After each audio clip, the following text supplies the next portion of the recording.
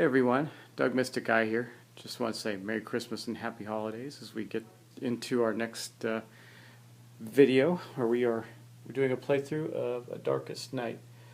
When last we left off, we were doing pretty good. We had our heroes running around the board. Of course, it's just the beginning, so things could go better or worse for us. But we're going to start our first turn with the Druid, and we're going to get right at it.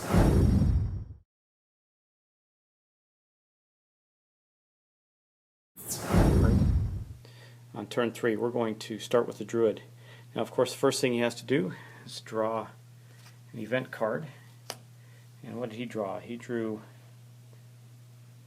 let's focus here, Dead Servant. Now, he's got a secrecy of 6 still, so he's doing pretty good, 5+. He just has to elude this with a 5.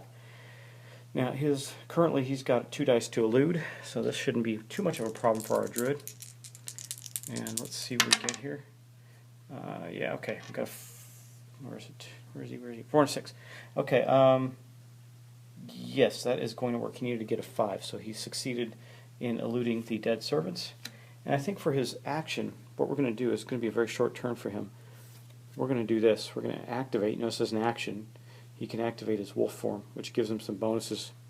Now, it does stop him from being able to heal Grace, but that's okay. I think we need to do that and get him running. So that is going to end the Druid's turn.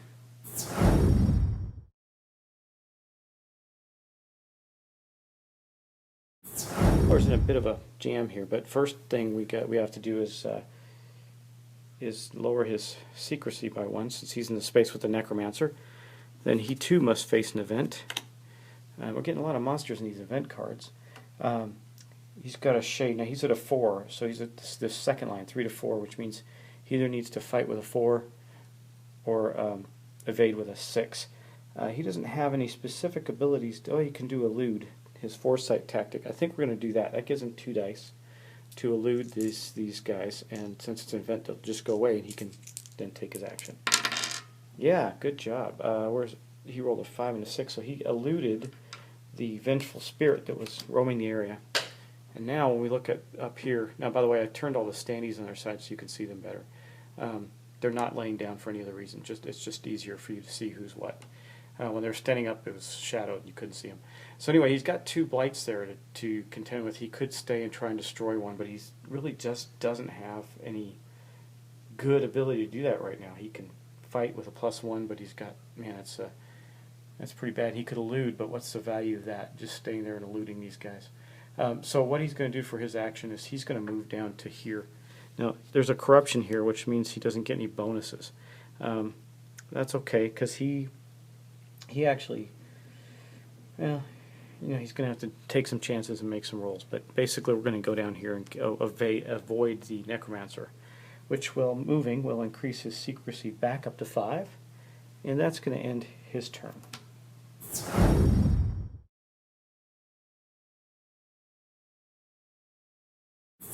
To the monk. Our monk's pretty awesome. He's got a lot of abilities, but he's up there by himself. So what we're going to do is he's going to search, and we're going to roll a die for him. Okay, and all right, he rolled a 6, so he did search. The search value there is 4, and then we're going to draw a map card for him. Let's get that out here. Drew a map card, and he's going to get a supply cache, which allows him to pick 2 abilities, and then let's draw these abilities. I've shuffled them up. Yeah, it looks like they're shuffled well enough. Anyway, these are the 2 abilities I pulled out for him. Quiet, it allows him to elude with 2 dice, or using his cheat tactic, he can elude with 5 dice and gain 1 if you roll a 6, gain 1 secrecy, or he can get together chi. He can activate if he experiences an event with a fate of more, a 4 or more. Now, just so you know, I'm looking at the event card. If you see that number up here at the corner, that's the fate number right there. So he I don't know. That it'll activate that, and he can deactivate it to use the chi effect from one of his powers through the gather chi thing without burning his chi burst.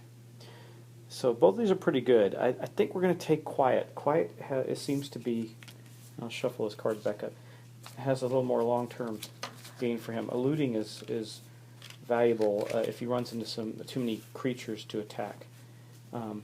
But anyway, that's going to end the monk's turn.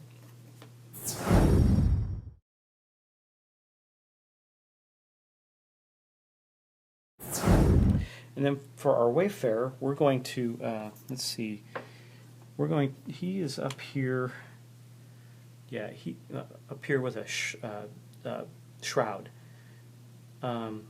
It protects blights. So what we're going to do with him is he's going to attack that. Now, if you remember, I don't know why I moved it, but he had an active ability right here, which activate after traveling. He gets to roll +2 fight dice, so that's going to give him a 3. So we're going to deactivate that. We're going to take 3 dice, and yeah, he rolled well enough. He got a 6, a 5, a 2, and a 4. So we're going to destroy this shroud up here, and we'll put that back. That's the shroud right there, and that will end. Oh man, you know what? I'm sorry, I got to back up twice. Let's go back to the monk. We did not draw the monk's event card. Let's do that.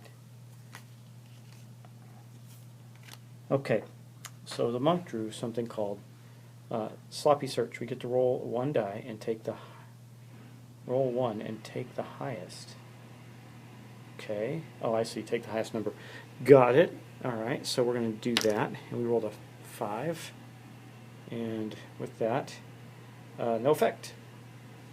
So that was easy enough to deal with. And then we also need to do the same thing with the Wayfarer. So let's draw his event. Looters. Okay, what does this do?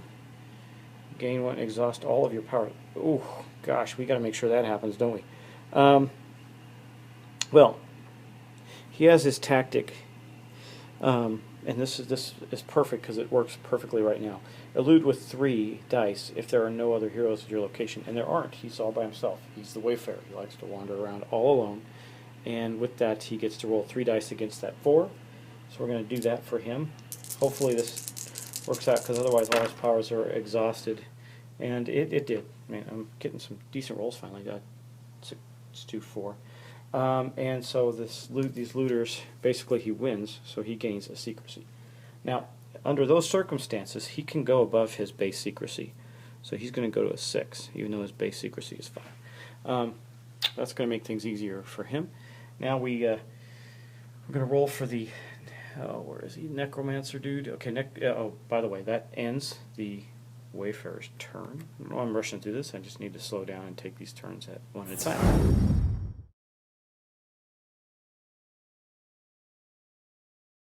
Okay, on to the Necromancer. Okay, we rolled a 5 for him. Okay, so basically, as I look at the secrecy, I'm not going to show each one, but none of them have a 5 or less. So he didn't find anybody, and he's going to move back to the village. That's not the best thing in the world, is it? Okay. Anyway, what we're going to do there is we're going to, he's going to, secrecy track had to move up to 3. Okay, and I just did that. So we're covered there, and then we're going to draw a map card and see what kind of blight he drops down on the village. Ravenous. Okay, let's find that one. Let's see. Oh, is it Revenants? Let me look on the Revenants. Okay, good. I was wondering because I don't remember Ravenous one. Anyway, here are the Revenants, and they are a creature, and that's going to be a 5/4. This place here is building up quite a few bad guys. That's not too good. All right. Anyway, that's going to end the Necromancer's turn and end turn 3.